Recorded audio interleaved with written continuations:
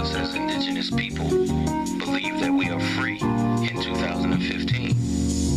But the reality is that despite our economic status, despite our social status, despite our religious status, despite our degree of education, we still live under Caucasian authority. The sad thing is that there is no time we can point to in history in which we have been more of a voluntary slave than we are in 2015. Most of the so-called educated and so-called successful among us encourage the masses of our people to chase a more comfortable slavery experience. Well, some of us, myself included, will always remind our people that until we are no longer under European, white, or Caucasian authority in any way, we are still slaves to one degree or another. The Akawu states that those that have a proper knowledge of self are never satisfied with slavery as a permanent state of existence. So we want to read an excerpt out of the book Black Indians, A Hidden Heritage to give you some insight on how our ancestors that weren't satisfied with slavery as a state of existence lived independent of white authority.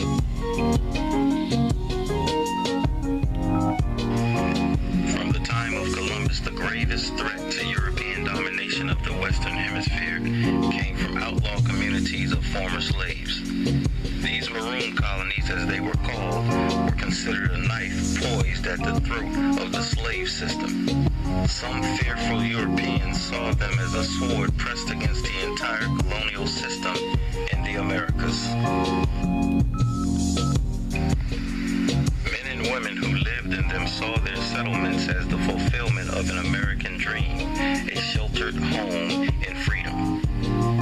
They were a place for families to educate their young, develop their agriculture and trade, practice religion, justice, and government.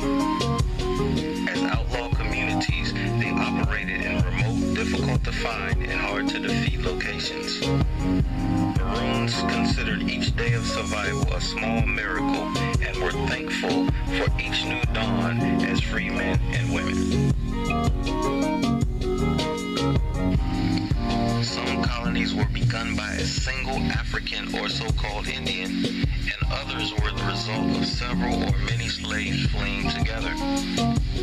From their first day, maroon colonies faced enormous problems. They had to quickly find a safe location, plan a defense, feed and clothe their people, and plan the life of a stable community.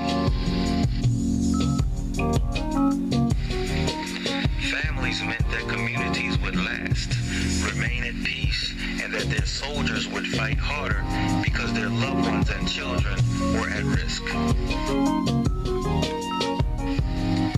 Fear of attack haunted every maroon settlement. It was a danger they could count on. The lack of food was their worst problem. They didn't even have time to clear and plant gardens to produce food. Remember, growing your own food is a revolutionary act. The whites were always pursuing and attacking. They slashed the crops to bits, ruining everything they saw. They set fire to everything they didn't want to carry off with them. Well, that enraged our early ancestors against the whites. The planning of defense and agriculture in most black Indian settlements drew largely on African models and experience. However, no type of influence was discarded, and these colonies grasped aspects of Indian, African, and even slave life considered vital for survival.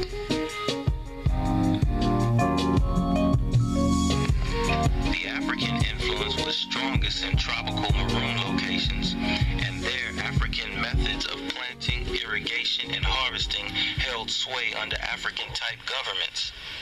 Africans, as experts on tropical agriculture, had a lot to teach both Indians and Europeans.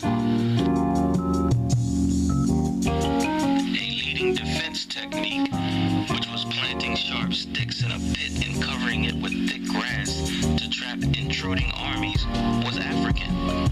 It not only inflicted terrible damage, but terrified any invading army with the thought that a sudden painful death could occur at any moment. These pits were almost impossible to detect. Men and women who once were starved and beaten by masters grew strong and vigorous in these hidden communities. Maroon settlements took such daring names as God Knows Me and None Else, Disturb Me If You Dare, Come Try Me If You Be Men, and I Shall Murder Before I Shall Be Taken. Maroon self-esteem seemed to grow with each month of liberty. It also sprang from the knowledge that Europeans were often afraid to march out and challenge their community's defenses. Maroon music also reflected the confidence settlements had in their military strength. A maroon song, preserved for generations, assured villagers their enemies were doomed. Black man, rejoice. White man won't come here. And if he does, the devil will take him off. Maroon culture drew from the experiences of Africa's nations, Native Americans, and what each of these peoples learned about Europeans as slaves or free men and women.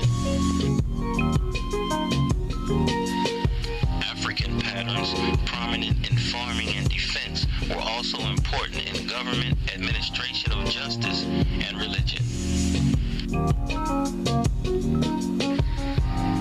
Many Maroon colonies adopted forms of Christianity, but allowed a number of competing religions to flourish. In some villages and families, mystic religions, like the one that I practice, played a vital part in the way people faced the terrible threats around them. To the surprise of Europeans, many Maroon colonies became successful, independent farming communities. Maroon foods were superior to European products and in great supply. Men and women in Maroon colonies and settlements were often described as healthy, tall, and muscular, a tribute to their diets and to their freedom. For some colonies, trade became a vital part of economic life. The prosperity of some Maroon colonies made them a subject of envy and then attacked by Europeans. These Maroons, most likely to face military assaults by invading armies, were situated on land Europeans wanted. Others were invaded because they were engaged in businesses whites sought to control.